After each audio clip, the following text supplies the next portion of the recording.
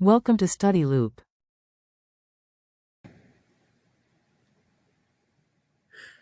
This is the answer to Chapter 22, problem number 43 from the Smith Organic Chemistry textbook. This problem asks us to explain why imidazolides are much more reactive than other amides in nucleophilic acyl substitution.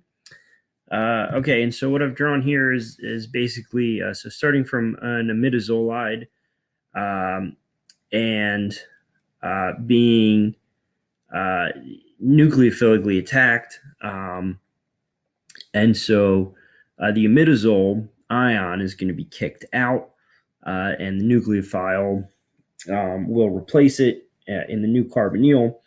But so we need to look at this imidazole ion type leaving group and realize that this is very resonance stabilized. And so we have this initial structure that I've drawn here, the first one in this bracket, but we can draw several others. So we can draw this resonance structure following that electron movement that I just drew. That is going to give us this. We can move electrons further like this.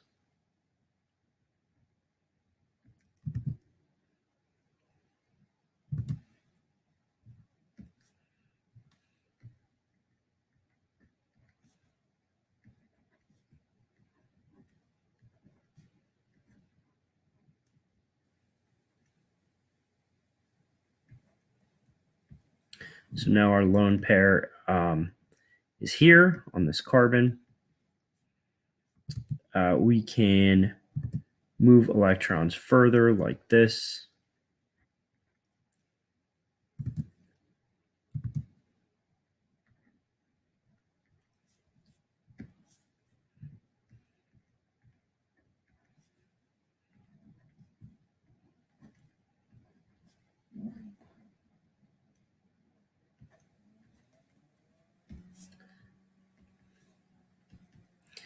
Now the lone pair is on this top carbon.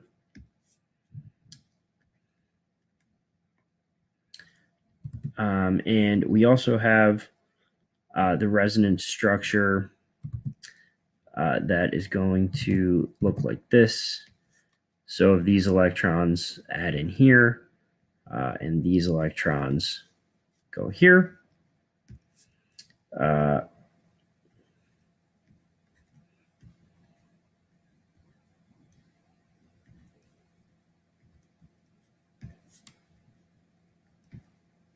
the result will be this. And so I'm going to, I guess, put a large bracket here. Okay, and so obviously this leaving group is thoroughly resonance stabilized. And something else that you might note is that in each of these resonance structures, there are 6 pi electrons.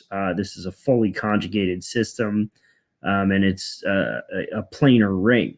And so each of these is aromatic. So this is heavily resonance stabilized, and it's aromatic. And so it's a very, very stable leaving group.